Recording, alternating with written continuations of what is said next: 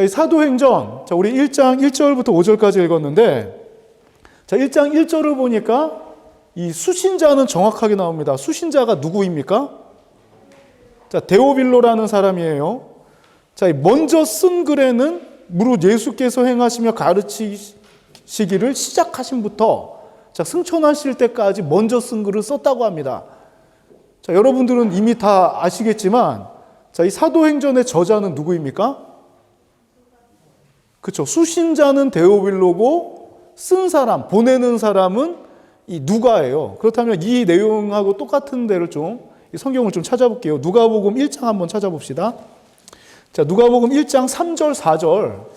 자, 여기 수신자가 누가복음도 똑같습니다. 누구죠? 이 수신자가 이 데오빌로 각하라고 하는 걸 보면 이 각하라는 말은 총독급 그 고위관직한테 붙이는 말이 각하예요. 우리나라에도 그 각하라는 호칭은 대통령한테밖에 안 쓰죠. 굉장히 고위관직에 있는 데오빌로라는 사람한테 보내는 글. 처음 그래서 이 누가복음 마지막도 한번 찾아봅시다. 누가복음 24장 45절에서 53절 내용도 좀 살펴볼 필요가 있습니다. 그런데 이 누가복음하고 사도행전을 보더라도 누가복음 24장 50절에서 53절까지 보니까 딱 마무리가 됐어요. 그렇죠? 예수님께서 부활하셨다. 그 전에 내용 쭉 한 다음에 마지막 장면은 예수님께서 승천하시는 모습을 딱 하고 완전히 끝나요. 근데 사도행전 1장 1절부터 5절까지 내용을 보니까 자, 이게 어떤 일이 벌어지냐면 누가복음 24장 50절에서 53절까지는 예수님이 와서 하늘로 올라갔다 이런 식으로만 간략하게 기록이 되어 있지만 그 사이의 시간이 갑자기 세세하게 기록이 됩니다. 3절의 내용, 자, 한번 3절 내용만 같이 한번 읽어봅시다. 1장 3절 같이 읽겠습니다. 시작. 그가 고난받으신 후에 또한 그들에게 확실한 많은 증거로 친히 살아계심을 나타내사 40일 동안 그들에게 보이시며 하나님 나라의 일을 말씀하시니라. 아멘. 그렇다면 3일 만에 부활하시고 며칠 동안 지금 제자들하고 이 세상에 계셨던 거예요? 40일 동안. 그렇다면 이 40일 동안 과연 어떤 일이 벌어졌을까? 자, 제자들부터 한번 생각해 봅시다. 예수님이 죽기 직전 전날 밤 제자들은 다 어떻게 합니까? 이제 영광스러운 주님을 따라다녔어요. 나 왼편에 섭시다, 나 오른편에 섭시다 하고 이것 때문에 막 싸움도 나요. 네가 왜 서냐? 왜 네가 서려고 그러냐? 내가 서야지. 왜 요한하고 왜 야고보 니네만 쓰느냐? 내가 더 낫다, 내가 더 낫다 이거 갖다 막 싸움질하고 그럽니다. 주님의 영광이 완전히 눈앞에 드러났어요. 세상 사람들이 다 인정할 만한 그런 때에는. 그런데 갑자기 제자들의 삶 가운데 이 주님의 영광이 싹 가려져요. 두들겨 맞고 막 이 칼 차고 와가지고는 막 그 베드로가 귀 잘라도 하지 말라 그러고 전부 다 이 멘붕 상태에서 전부 다 도망갑니다. 나도 잡혀갈까 봐. 매질당하는 것도 보고 영광스러운 주님이 아니라 이 주님의 그 힘이 있을 때는 나도 그 힘을 좀 빌어서 내 자리도 주시오 했던 사람들이 주님의 힘이 싹 빠지니까 전부 다 도망갑니다. 이 대표적인 예로 베드로가 이 불 쬐고 이렇게 그나마 다 도망가다가 이 베드로는 그래도 주님을 바라보고 있죠. 멀리서나마 불 쬐면서. 그랬더니 조그만한 여종이 와서 다시 나사렛 사람 그 도당 아니냐. 자, 그냥 그렇다 그러면 될 것 같다가 막 뭐라 그래. 나 아니라고. 아, 이 사람 말하는 거 보니까 맞네. 아, 나 아니라고. 자, 당신 나사렛 예수랑 같이 있던 사람 아니냐 그랬더니 예수님 막 저주하는 거는 성경에 안 써 있습니다. 근데 표현을 보면은 예수님 저주하고 나서 나 아니라고 그럽니다. 그때 닭이 울고 베드로도 울고. 자, 주님의 힘이 쏙 빠지니까 다들 제 살 길 찾아서 가다가 요한복음 그 21장의 내용을 보더라도 이제는 어떤 삶을 사냐면 아유 나 이 고기나 잡으러 가야 되겠다 하고 7 제자들이 베드로랑 같이 고기 잡으러 갑니다. 자, 그런데 이 40일 동안 주님은 뭘 하셨냐면 이 도망간 제자들을 다 찾아다녀요. 이 터미네이터 마냥. 딱 이 제자들이 고기 잡고 있으니까 배 타고 나서 고기 잡고 있는데 이 밖에서 뭘 하고 있냐면 살아있는 걸 갖다 보여준다. 생선을 구워 먹고 있어요. 쫙.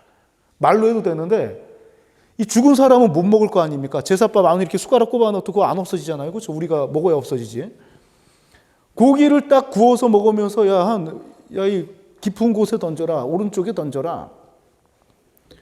그 직접 먹고 있습니다. 제자들은 예수님인 줄 몰라요. 그러고 나서 딱 보고 이게 알아차리고 오니까 생선을 갖다 먹는 것 갖다 나눠줍니다. 즉 살아있는 사람의 그런 모습을 보여줍니다. 그리고 너희가 지금 어디에서 기다리느냐, 이 부활하신 이후에도 천사들이 말할 때 이 갈릴리로 가라 그러지 않습니까? 그런 도상이 계속해서 주님은 내가 지금 죽지 않고 내 힘이 여기서 끝난 게 아니라 살아있을 때 3년 동안 가르쳤던 거, 부활의 주님 메시아, 이 하나님의 나라가 어떻게 임하는지를 이 도망다니는 제자들을 찾아다니면서 이것을 다 가르쳐 줍니다. 그렇게 지낸 후에 주님께서 누가복음이나 이 마태복음, 마가복음, 누가복음, 요한복음 공통적으로 하늘로 올라가시면서 제자들에게 당부하신 말이 있어요. 뭐라고 하십니까? 그 마태복음 28장을 보면은 너희는 가서 뭐라 그럽니까? 그쵸? 온 모든 민족, 온 족속을 제자로 삼아 아버지와 아들과 성령의 이름으로 세례를 주고 내가 가르쳐 너희에게 분부한 모든 것을 가르쳐 지키게 하라. 볼지어다 세상 끝날까지 내가 너희와 함께 하리라. 가서 전하라는 말을 하시고, 마가복음 16장은 어떻게 나옵니까? 이게 너희는 온 천하에 다니며 뭘 전파하라 그럽니까? 복음을 전파하라. 믿는 자는, 그렇죠? 믿는 자는 영생을 얻을 것이고, 그렇죠? 믿지 않는 자는 죽는다는 거죠. 이 누가복음이나 요한복음도 마찬가지입니다. 너희는 전하기 전에, 그런데 이 전하기 전에 마지막으로 주님께서 승천하시면서 하시는 말씀이 너희는 먼데 가지 말고 어디에 머물러서 기다리라고 합니까?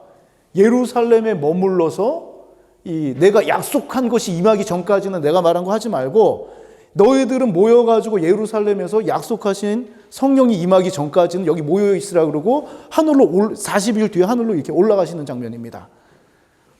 자, 그래서 이 사도행전은 이 40일 동안의 예수님의 행적을 간략하게 1절부터 5절까지 설명한 이후에 8절을 보면은 이 사도행전의 전체 스토리가 8절에 다 나와요. 오직 성령이 너에게 임하시면 너희가 뭐를 받는다 그럽니까?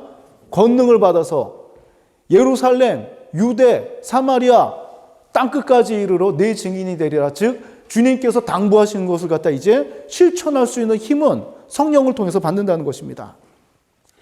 자, 여기까지 내용이 이 사도행전의 그런 간략한 이제 앞으로 출발하게 된 그 출발점의 이야기인데, 우리가 좀 여기서 좀 제자들의 행적이나 좀 약간 간략하게 좀 더 소개를 해야 될 것 같습니다. 우리의 두려움에 대해서. 자, 이 제자들이 예수님이 힘이 쏙 빠졌을 때는 두려웠습니다. 내가 어떻게 해야 될지도 몰랐습니다. 내가 정말 제자라고 말해야 될지, 같이 있으면은 내가 죽을 것 같으니까, 즉 주님과 함께 있으면은 영생을 얻고 이런 게 아니라 이 주님의 그런 모습을 보니까 내 보이는 것을 판단해가지고 아이고 내가 길을 잘못 돌아섰구나, 도망쳐야 되겠구나. 자, 이런 마음으로 예수님을 딱 배반합니다. 전혀 이 제자의 모습은 보이지 않습니다. 사람들의 매질을 두려워하고 이 채찍질을 두려워합니다. 내가 주님 앞에 받은 제자로서의, 사도로서의 사명 같은 거는 그냥 찾을 길 없고 내 살 길만 찾아갑니다. 자, 그런데 이 제자들이 예수님의 생전에도 파송할 때 사도라는 단어가 붙죠. 사도행전에도 사도라는 단어가 붙었을 때 제자와 사도의 차이점은 분명합니다. 제가 이 4번 정도 설교한 것 같은데, 제자는 내가 배우고 실수를 하더라도 이게 스승의 울타리에 감춰지는 그런 존재입니다. 그냥 내가 실수를 하거나 그냥 무조건 수납하는 존재지만, 사도는 어떤 존재입니까? 사도. 내가 책임져야 될 존재. 민족을 대표해서, 이 교회를 대표해서 내가 이 교회를 책임져야 될 존재가 바로 이 사도입니다. 그래서 그 권능이 어디서부터 오냐면 성령으로부터 온다는 것입니다. 이 성령의 흐름을 보니까 이 스데반이, 좀 우리 뒤에 좀 다룰 내용이지만, 스데반이 어떻게 죽냐면은 이제 사도행전 전체적인 흐름이 처음에는 베드로 중심으로 12 사도의 이야기로 시작을 하다가 8장을 기점으로 해서 사도 바울이 등장하면서 그 후기에는 바울의 이야기가 되는데, 이 정점에 누가 나오냐면 바로 이 스데반이라는 사람이 나옵니다. 이 6장의 일곱 집사님도 교회가 너무 확장되니까 교회 일을 감당할 일곱 집사님을 세우고, 이 일곱 집사님의 특징이 뭐냐면 은혜와 성령이 충만한 사람, 이 사람을 세운 뒤에 7장의 스데반의 이야기가 나오는데, 우리 잠깐 7장의 내용 한번 봅시다. 그 직전에 6장 14절 15절 자, 한번 같이 한번 읽어봅시다. 6장 14절 15절 같이 읽겠습니다. 시작. 그의 말에 이 나사렛 예수가 이것을 홀고 또 모세가 우리에게 전하여 준 규례를 고치겠다 함을 우리가 들었노라 하거늘, 공회 중에 앉은 사람들이 다 스데반을 주목하여 보니 그 얼굴이 천사의 얼굴과 같더라. 아멘. 지금 스데반이 어디서 복음을 전하는 거냐면, 이 나를 죽이려는 사람들 앞에서 지금 예수님, 나사렛 예수를 지금 전하고 있는 겁니다. 예수 이름 말하면 이 사람은 서슬 시퍼렇게 떠가지고 지금 자기의 그런 기득권을 유지하기 위해서 이 산헤드린 공회에서 이 재판석에 앉아가지고 예수 이름 나오면 죽이려고 보는 사람들 앞에서, 공회 앞에서 스데반이 예수님의 이름을 증거하는데, 이 모습이 어떤 모습 같다고 합니까? 천사의 모습 같다는 거예요. 막 덜덜 떨고 막 주저하고 이런 모습이 아닙니다. 나는 내 삶에 충만한 예수님. 진짜로 전하다가 어떻게 됩니까? 7장 마지막 보면은 이 무릎 꿇고 크게 불러 이르되, 7장 60절입니다. 주여 이 죄를 그들에게 돌리지 마옵소서, 이 말을 하고 자니라. 자, 그 다음에 8장 1절에 드디어 사울이 등장해요. 사울이 뭐 어떻게 등장하냐면, 사울은 그가 죽임당함을 마땅히 여기더라. 자, 이 산헤드린 공회에도 사울이 분명히 바울이죠 이제. 이 바울이 있어가지고 스데반이 예수 이름 불러가지고 죽는 장면을 보고, 그놈 참 잘 죽었네. 마땅히 여기고, 사울이 다메섹으로 가다가 순교의 현장에 있던 사울이 예수님을 만나고 삶이 완전히 뒤바뀌게 됩니다. 즉 하나님의 능력은 어디에서 나타나냐면, 우리가 주님의 힘이 보이지 않는다고 해서 도망칠 때 나타나는 게 아니라 내 생각을 다 내려놓을 때. 이 교회일도 마찬가지예요. 내 생각만 하면 교회일 하나 안 됩니다. 그리고 우리가 그리스도인으로 살아갈 때 하나님의 능력이 나타나는 게, 거기에 내 생각이 개입되고 내 판단이 개입되면 이거 하나님의 능력 안 나타나요. 거기에 감춰줘서 스톱이 되지. 우리가 은혜 받을 때나 하나님의 능력을 체험할 때는 어떤 때냐면, 내 거를 다 던질 때, 그때 하나님의 은혜가 임하기 시작합니다. 교회일도 마찬가지. 하나님의 일을 하는데 내 생각이 들어가고 이 사람 생각 저 사람 생각 들어가면 이거는 사람의 일이 되지 하나님의 일이 되지 않습니다. 복음의 능력도 내 생각을 전하고 내 경험을 전하고, 선배님 이거 우리 꼭 예배 시간 가야 돼요? 안 와도 돼. 내 경험으로 말해버립니다. 안 와도 돼. 내 경험을 말한다. 진리를 말하는 게 아니라.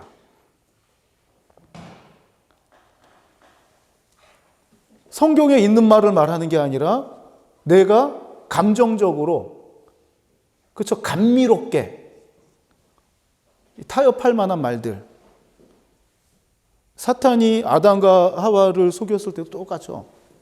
감미로운 말, 보암직, 먹음직스러운 거. 먹지 말라고 하더냐? 먹지 말랐는데 분명히. 사람의 생각이 들어갈 때는 하나님의 진리가 그대로 선악과로 있어서 낙원에서 삶이 유지가 되는 것이 아니라, 사람의 생각이 말씀 속에 들어가니까 죽을까 하노라, 무함직하더라, 먹음직하더라, 그게 들어가니까 이걸 따먹게 되는 거 아닙니까? 마찬가지로 하나님의 백성들이 진리 앞에서 진리를 말하지 않고 내 생각을 말하고 내 경험을 말한다 그러면 이것은 하나님의 능력이 나타나는 삶이 아니라는 것입니다. 자, 뿔뿔이 흩어져 있는 제자들을 찾으시고 당부합니다. 이제 너희는 예루살렘에 거하면서 약속한 것을 기다리라. 그 이후에 어떻게 전개되는지는 다음번 우리가 그 이과 공과를 할 때 계속 이어서 설교를 하도록 하겠습니다. 우리 같이 기도하고 축도로 예배 마치도록 하겠습니다.